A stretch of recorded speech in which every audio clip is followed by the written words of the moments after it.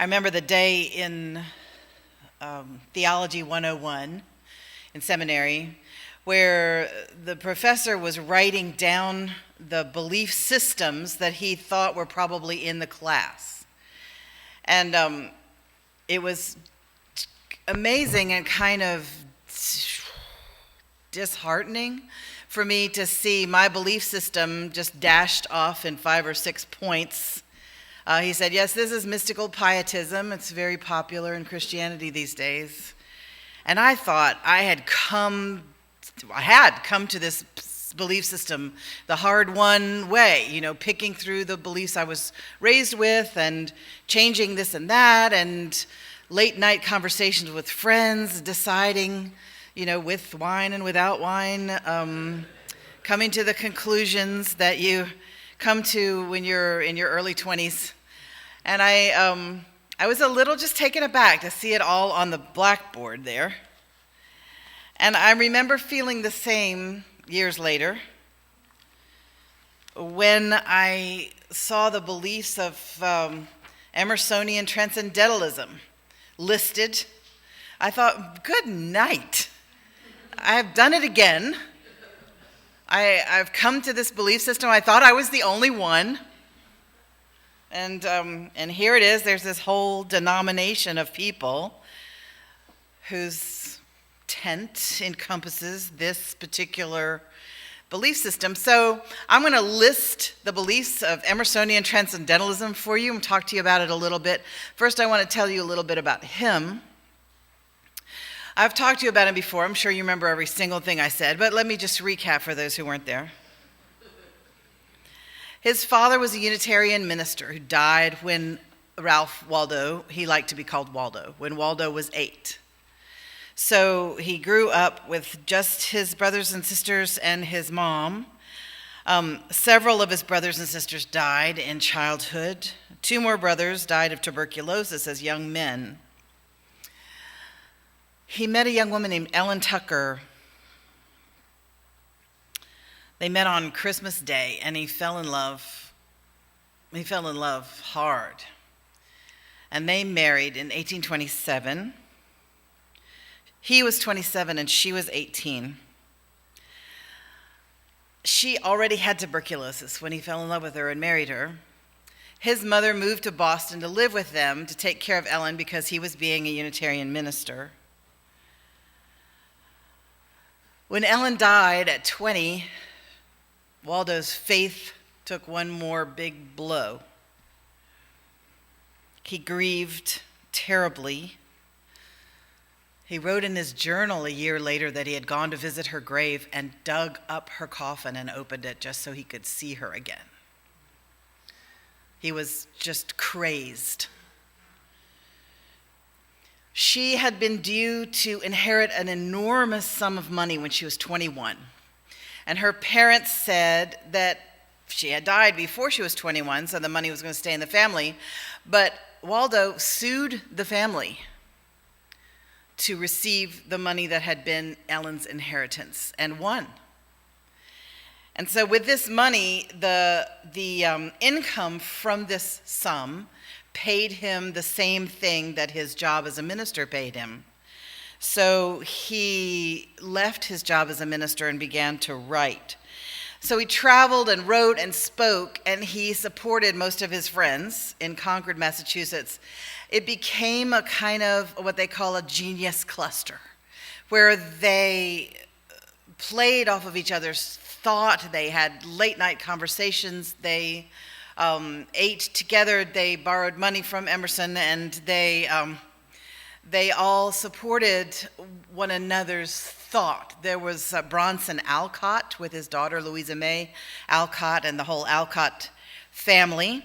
And there was Nathaniel Hawthorne. There was Thoreau, who lived on the pond and back with materials that he bought with a loan from Emerson. Margaret Fuller was the beautiful, wild, enormously intelligent woman who would visit from Boston. There was Lydia, or Lydian, Waldo's second wife, he met her, he proposed by letter because he just didn't have time to go up there and propose in person. He said, I would love to marry you, but I want you to change your name from Lydia to Lydian, okay? And she said, all right. But this was, people give you all the information you need to have about them in like the first 24 hours, don't they? And the fact that he wrote her to propose and asked her to change her name, that was pretty much all she needed to know. But she married him anyway, and ended up taking care of everyone. She took to her bed whenever Margaret Fuller came, whose guest room was right across from Waldo's study. We don't know. We think Thoreau was in love with Lydia. And anyway, it was just a kind of a cluster, of geniuses.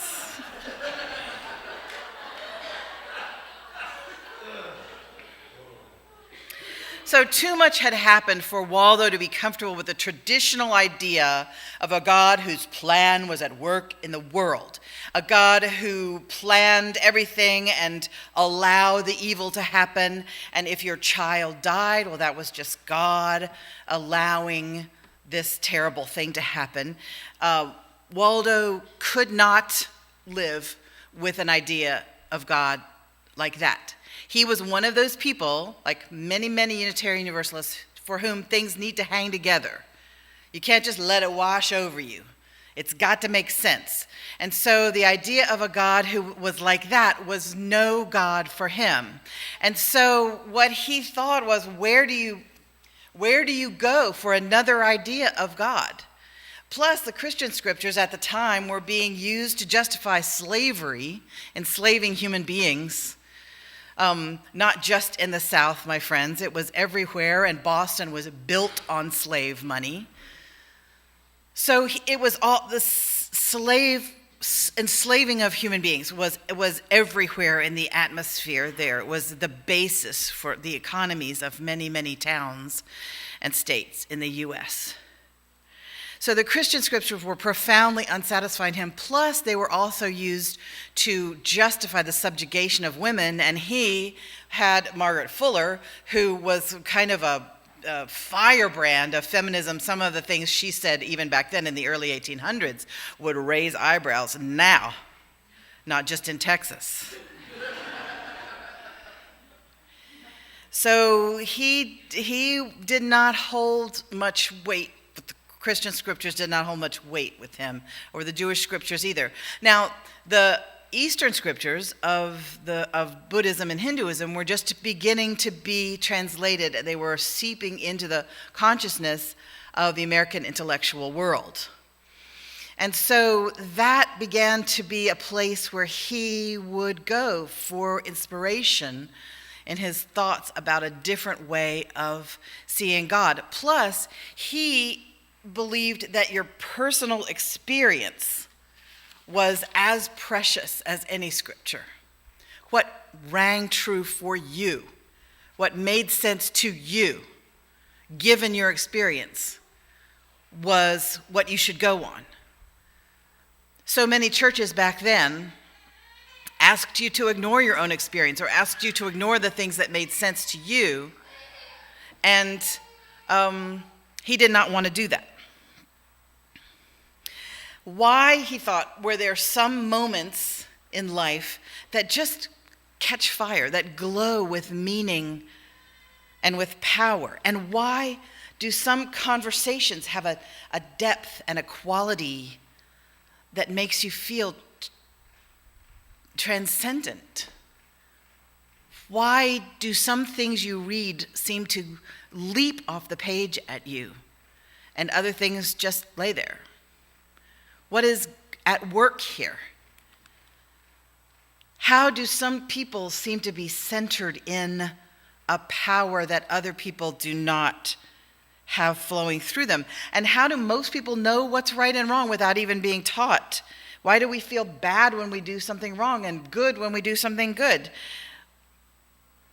what can explain that feeling that there's something more that so many human beings have? And what can explain those experiences of transcendent mystery and wonder that most human beings have? It's kind of unscientific to ignore them. What can explain them? What is it all about? It is certainly, he thought, not that God of the Jewish and Christian scriptures. That doesn't make sense. But what Waldo felt was true was that God was immanent, meaning very close. The Quran says God is closer to you than your jugular vein.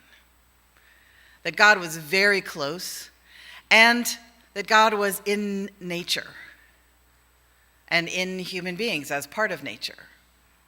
And that you could learn about God by learning about yourself and about nature.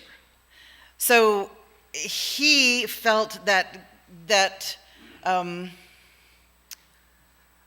if you taught about miracles where nature is interrupted, that was monstrous.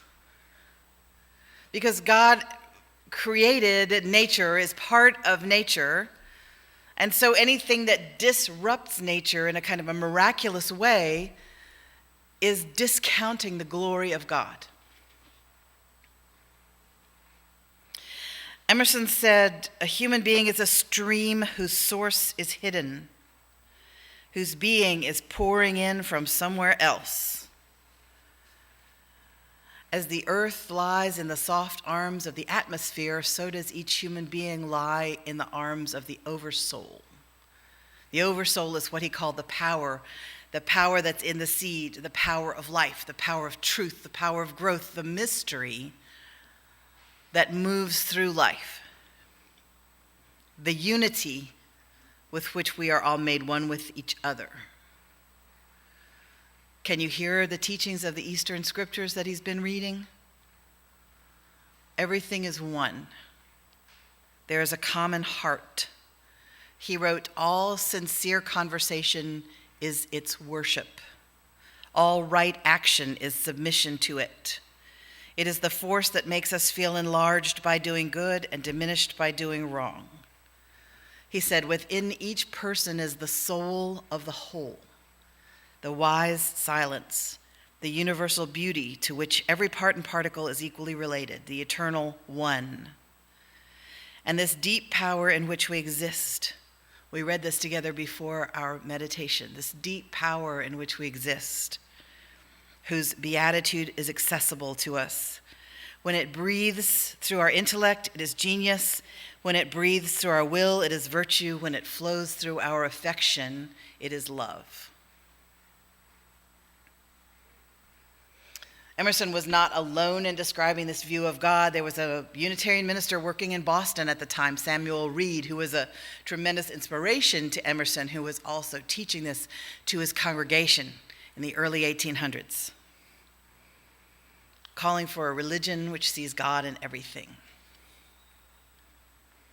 Emerson wrote that each person makes his or her own religion, his or her own God.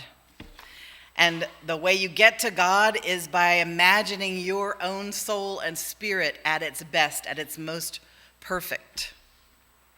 The highest that you can imagine, that's what you would call God. And he calls this the Oversoul. So Emerson opened up the thinking of his time. Emerson and Samuel Reed and the others who were in this cluster were talking about how there is maybe one soul of all things. I remember thinking when I was fighting fire ants in South Carolina that I thought probably the fire ants just had one brain and that they kind of conspired together. They were really difficult in South Carolina. I don't know if they're difficult here. I don't have them in my yard here. But in South Carolina, they make these mounds of red clay, and you touch the mound, and they boil up out of the red clay, and they really hurt when they crawl up your leg when you're pruning the roses. I got a little obsessed with them. I'm not anymore. but I thought maybe they had one brain. And I just finished reading a wonderful book by Barbara Kingsolver called Flight Behavior, where she talks about the monarch butterfly migration, and the scientist and she and the hero of the book have a conversation about how maybe the butterflies just have one brain and move as an organism. And so people do kind of have this thought. But what if it's not just the ants and the butterflies that share a brain? What if it is everything that shares one brain or one spirit, one soul, and we are just individual poppings up of that one soul? Something to think about. And what if the one soul makes itself manifest through our actions and our voices when they're creative and when they're useful? What if we can block the stream of the soul that comes through us or open to it in receptivity? What if the health of our soul is in direct proportion to how receptive we are to the stream of love and life and truth that is waiting to pour through us? Could this be a way to think about a higher power for those of us who want to think about a higher power? Some of us are very happy with the God we believe in or the God we don't believe in. We're very happy with those things. But if you're in flux or in motion, I would invite you to consider the Oversoul as a way to think about the mystery.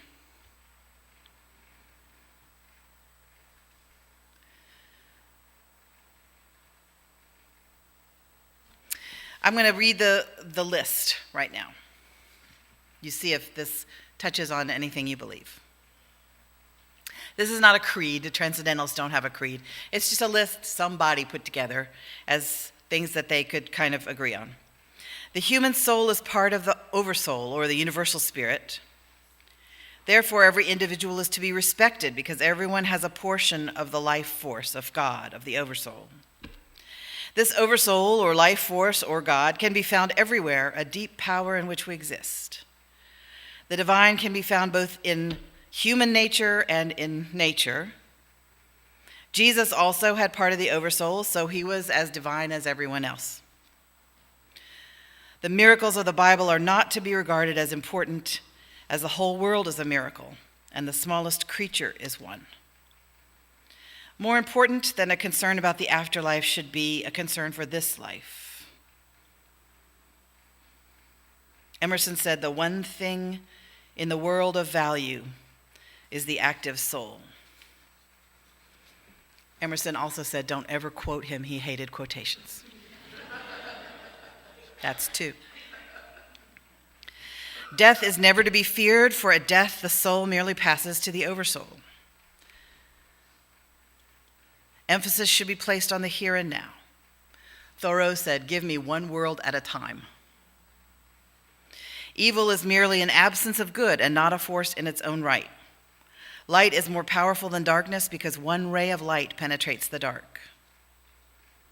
One must have faith and intuition and experience, for no church or creed can communicate truth. The unity of life and the universe must be realized. There's a relationship and interconnectedness among all things. So, are you a transcendentalist? I think I am. Do you desire to respect the divine element in yourself and others and the rest of nature? Might you believe that your soul could be expanded by expanding your awareness of the soul in all things? Does it make sense to you that in order to be truly human, we must be in community with others? I think I'm a transcendentalist, and that places me squarely in the middle of our Unitarian and Universalist heritage. If you're more of a humanist, you're also squarely in the middle of our UU tradition. If you're a Christian or a Jew, you're also in the middle of our UU tradition. I love standing in the middle of a broad stream. The stream of thought, yearning, and conversation and action in which we stand is a very large one. It feels good to have so much gone before us, and it feels good to imagine how will the Unitarian Universalists in 100 years speak of us?